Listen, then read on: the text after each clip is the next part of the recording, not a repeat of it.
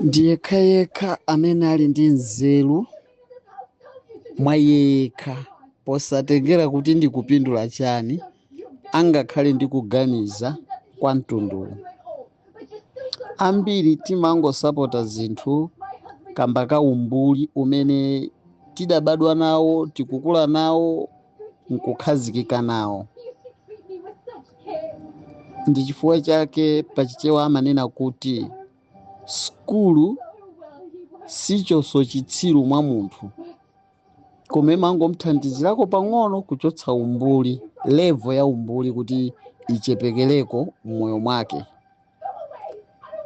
To be honest, ine ngatinso munthu wa chigawo chapakati, mchewaso weniweni, to stand leloli nkumakati yayi MCP boma ndilimenere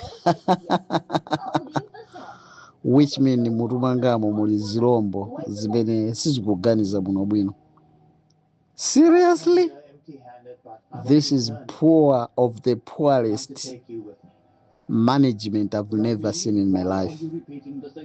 Zinthu sizingamangokwera daily as if mulibe azitsogolera mdzikolo. Kani yafuero muja kunenera manganya ingokhayo ngonenerera ngati mpira. What a pathetic. The more fuel akusowa, the more zinthu zikhala zikudulira. We'll never have a stable prices in this country. And I'm just feeling very sorry that MCP kangotuluka apa, I'm not seeing it coming back into power. Never. Apanga zinthu zozizwa zimene anthu adayesera kuti azifufuta aziwale.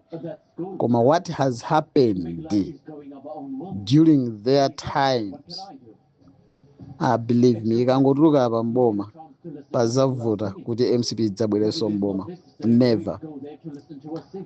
Unless ena achigawo chapakati atazaganiza kupanga chipani mu dzina lina komanso musakapezeke nkhope za anthu amene tikuziona lerowa. This is the death of MCP for good.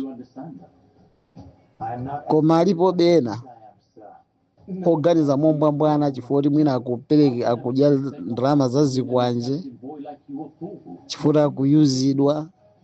They'll be here singing the same song. Boma koma limene. Kuwaona makolo awo achambuyo awo tivutikira limodzi kuti tipeze fertilizer.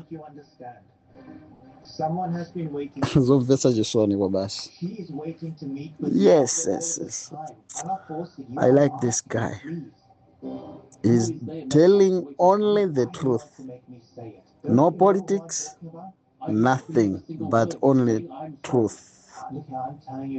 Kumeneko kunali kulankhula kwa mkulu wina amene akunena kuti iyeyo ndithu ndi mchewa weniweni ochokera ku chigawo chapakati cha dziko lino la Malawi. Ndi amalankhula kunena kuti olota khala mchewa wa mtundu wanji okonda mtundu wachichewa komanso chipani cha Malawi Congress Party, koma ngati iweyo uli munthu wanzeru sungatenge voti yako kukapereka ku chipani cha Malawi Congress Party poona ndi mmene dziko lathu likuyendera pansi pa ulamuliro wa Dr. Smakatha Chapera ndi chipani chawo cha MCP. Ndi mnatali imodzi mwazimvera nokha Malawi tipatipusana choke mungotiuza maganizo anu in the comment section below pompano pa Nyasa Voice Box.